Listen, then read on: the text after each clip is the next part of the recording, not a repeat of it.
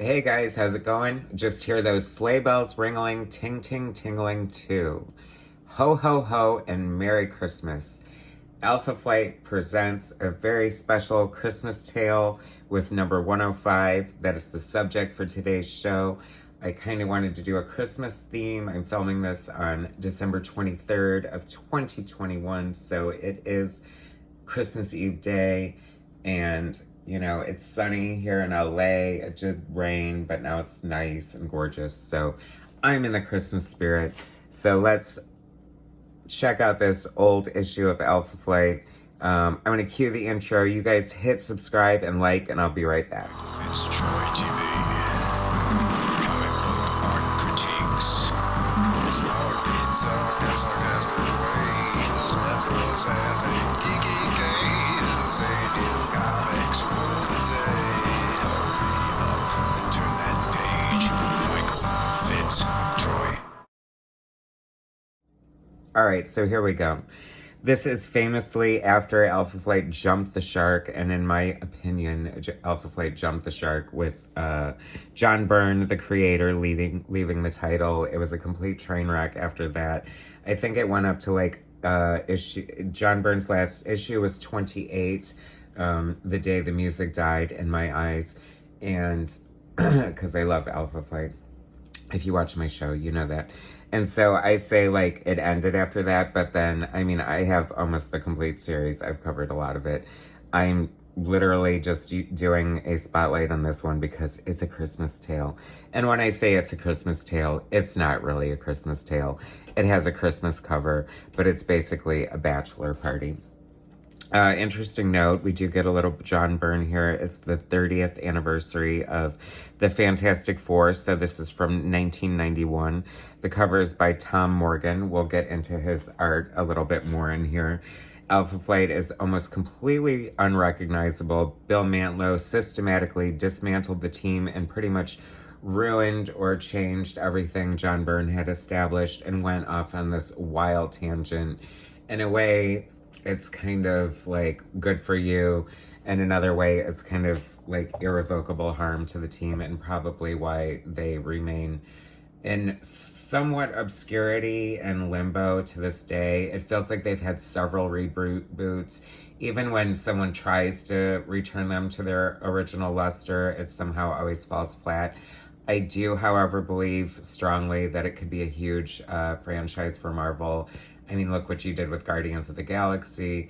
Alpha Flight is hugely popular. I mean, they're they're Canada's premier superhero team, so they definitely have that going for them. The Great White North is on their side. Anyway, so I'm not super crazy about this art style. It feels like it was, Tom Morgan, I mean, he's not a bad artist, but it's just very average, and it feels like he was sort of leaning into the Jim Lee rendering style. To be honest with you, I have no, like, great love or affection for Alpha Flight at this point. Some of the characters are still here. This is actually, I think, the issue right before North Star came out, 106, and a horrifying issue. Like, he had AIDS and all this crazy stuff. It was like, I don't know what Marvel was thinking, but it was god-awful. They didn't want to recognize his sexuality forever. Then they finally had him come out, and then they ignored it forever until they threw him in the X-Men and decided to have him get married just for popularity's sake. And that's probably like the beginning of like woke culture and comic books, like right around that time, and just like throwing everything in just to have it in there, when I always felt that comic books were very socially conscious in a lot of ways. Chris Claremont's X-Men is basically an allegory for, acceptance and blah, blah, blah. But that's not what we're talking about. I mean, I guess we are talking about this. So let's look at the cover a little bit. So in the corner box, I miss these corner boxes. Are these not the best? Even though this is some kind of ugly art. I hate to say that because I love all art and I don't want to slam. Anyone who picks up a pencil is a worthy artist in my eyes because you're expressing yourself. And there is room for all kinds of art.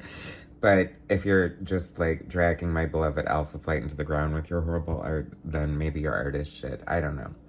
Anyway, Weapon Omega, I don't even remember him, but I kind of like it and kind of want him to come back. This is when Alpha Flight was like sort of following suit with like the X-Men with the matching team costumes and stuff like that. Hilariously, starring Weapon, in a Christmas Alpha Flight in a Christmas Tale, starring Weapon Omega as Santa, Box, who could, I guess, became a transformer along the way in a lot of ways, is Santa's sled, and North Star as himself, looking all pissed off and grumpy because that's totally his character. So here we get into our Christmas tale, and like I said, it's not really a Christmas tale, it's a bachelor party. Madison Jeffries, the ugliest member of Alpha Flight ever, who had a thing for Heather, is marrying Diamond Lil. Don't recall any of this. This is how invested in it. I was probably just buying this and maybe not reading it at the time. Not great art, not great stories. Written by Scott Lobdell, who, like, whatever. I mean, he wrote the X-Men for a long time, I feel, after Chris Claremont left. Was he the one who immediately took over? I don't remember, but he comes from a background of stand-up comedy, so there's a lot of, like, stupid jokes in here. And then he is problematic now, so whatever. I won't dwell on him, but I will dwell on his bad writing. Not a fan. Art by Tom Morgan, like I said, I don't know, he was drawing a lot of books at the time, and he's not a bad artist, but it's not aesthetically pleasing to me. Ink by Chris Ivy, better in inker, no problem there. Instantly recognizable lettering by Janice Chiang. Love her lettering. She was a very prominent letterer in the 80s and 90s, I guess. And I love comic books so much, and the craft and just everything that goes into it, that I have the ability to recognize lettering. And now that we have computer lettering, the art of hand lettering is gone. And some indie artists still hand letter, and I love hand lettering. My friend Brian Payne, excellent cartoonist, does all his own hand lettering. I ink and color some of his work, and it's just always such a pleasure to see hand lettering on the page. I love it. So they're Canadian. This is Puck. It's so funny. I'm glad to see he's returned to his diminutive stature, because that's one of the horrible things Bill Mantlo did in his run, was return Puck to full height. Like, way to go. I mean, it's like you have this inclusiveness and diversity in comic by featuring a little person, and you're going to make them get tall. What that HE double hockey sticks are you thinking? They're drinking brown beer. I don't know. What's a Canadian beer? I should know. Moosehead. There's another one. It's on the tip of my tongue. Maybe I'll remember it before the end of this episode. I don't know. And at this rate, you're probably thinking, God, you're still on page 1. Is this episode ever going to end? I know sometimes my videos get a little long, but I tend to ramble, and I don't care. If you're here for great anecdotes about comics, then buckle up and strap in and hang on for the ride. So, Sasquatch, Puck, Madison Jeffries, Wild Child. Is that Weapon Omega? Maybe it is. I don't know. North Star. I'm really shocked he's black, but I'm glad. See, I'm like, there was always diversity in comics in a lot of ways. Sometimes you just really had to look for it. I mean, we have right here in 1991, we have a gay character, a little person, and an African American, and an ugly person, Madison Jeffries. Way to represent. See, not all superheroes are gorgeous. Anyway, I forgot who died, but this is kind of a creepy scene. They're preparing the corpse for a funeral, and she's going to be married. So the guys are having a bachelor party, so the girls have to have a bachelorette party as well. And this, I don't know if this is a sign of the time from the 90s or whatever. So Heather, even though against John Byrne's wishes, like, he didn't mind, he wanted her to lead Alpha Flight, but never put on the suit. And that's like 2 issues into Bill Mantlo's run. He put her in the Vindicator costume. And, or maybe she went by Guardian. I don't know. She's probably Guardian by this point. But this is Diamond Lil getting married. They're getting ready for the bachelorette party. And I love Heather's skin-tight dress and, like, C-cup boobs, like, whatever. And here comes Aurora with her split personality. And I guess this speaks to Scott Lobdell's sense of humor and writing. So she's a split personality, which John Byrne says he wouldn't have done in retrospect because of the nature of split personalities and how there's question if they're really real, whatever. This isn't a psychology video. I won't get into it. But she jokes like, who's picking us up? Is it Janae Marie or is it Aurora? And I don't know for sure. I mean, I guess she would have done a donut in the driveway if it were Aurora, since she's so crazy, right? And she would have like crawled in as the school spinster, Janae Marie. So they're having this wild bachelor party. Like, no strippers, nothing crazy, just a bunch of Canadians getting drunk in a local tavern. Is that perhaps a nod to John Byrne? I don't know. Tom Morgan. Are you watching? Is that John Byrne? It could be. Wait, is there any clues? I don't know. I like when real people appear in comic books, especially like if it's a nod to the creator. So, this guy comes in, he's gonna hold the place up because, actually it does become a Christmas tale. I forgot. I mean, I just read this like 5 minutes ago. Forgive me. I'm retaining it for the rest of my life, apparently. So, these guys make a homophobic comment, and North Star's super fast. So, off panel, he ties their ties to the light fixture and pulls down their pants. Because, nothing to, I don't know, assuage a homophobic attack by depantsing your assailant. Good idea. So this guy comes in, he's gonna hold the joint up, and big mistake, huge. The one bar, who holds up a bar, right? Like, I don't know, I guess. And hand over your money, and oh my gosh, I'm robbing Alpha Flight. What a big, huge mistake, big joke. I'm going to transmutate your gun into a bunny. More Scott Lobdell hilariousness ensues. Not so hilarious. And then we cut to the women who are, of course, just like whooping it up in a strip club with these really, really sexy looking Chippendales dancers and all this, like, I don't know. These faces are just so ugly. I'm sorry, but not doing much for me. And just, I don't know. The art looks super rushed. Like, there's nothing but silhouettes and, like, really minimal backgrounds.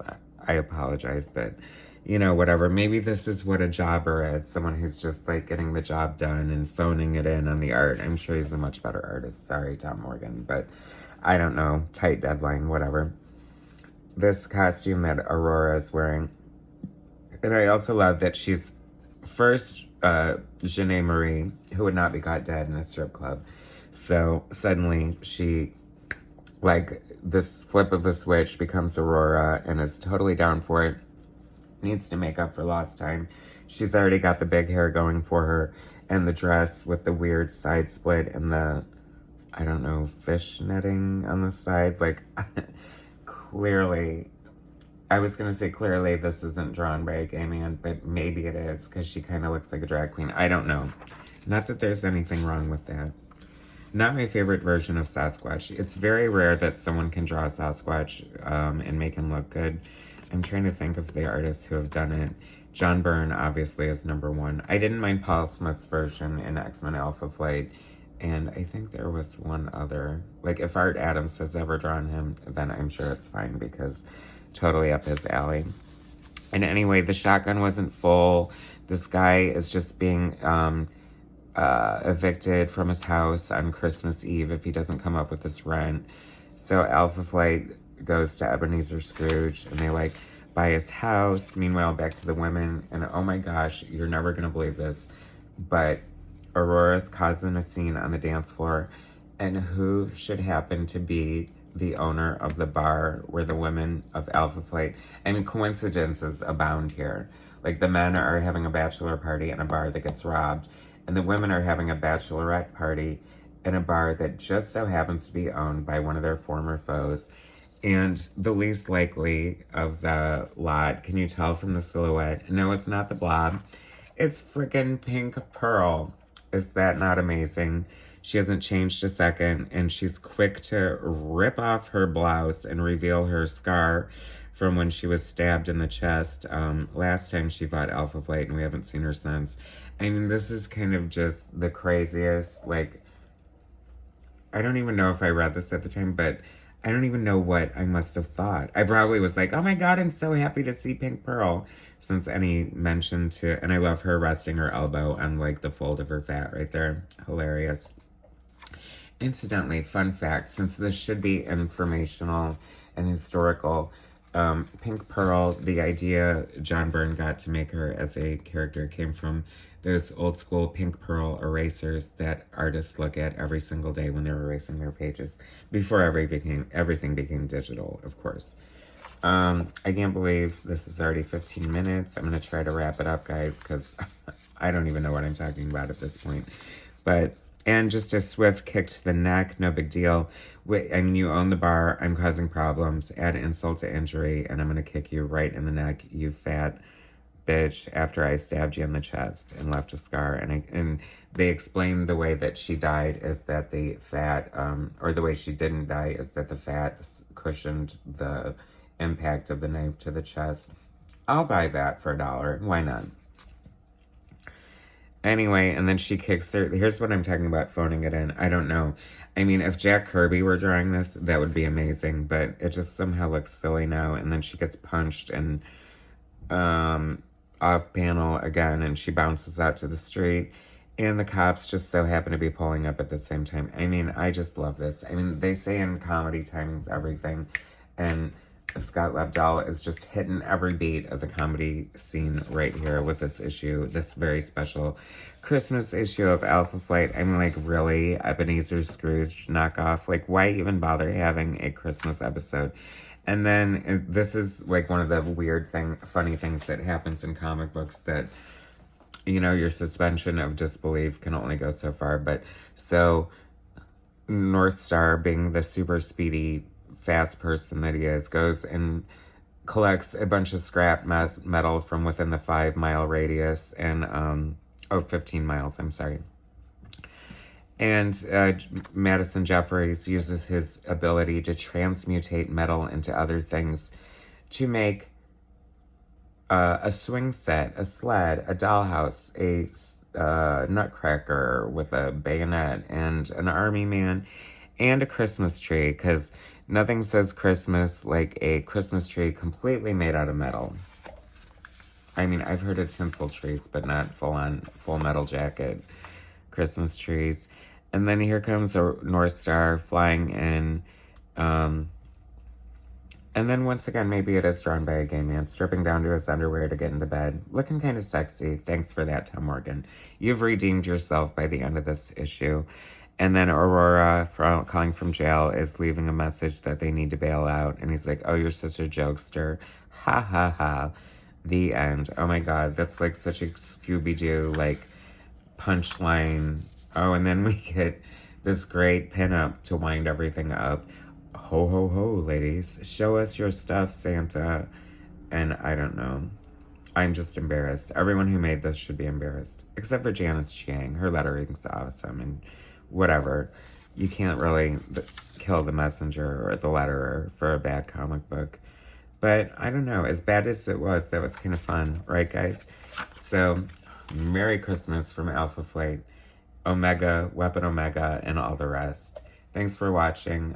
Please subscribe to my channel. It means the world to me. That would be like such an awesome Christmas present. Just subscribe, leave a nice comment, even if you hated the video. I kind of hated this one too.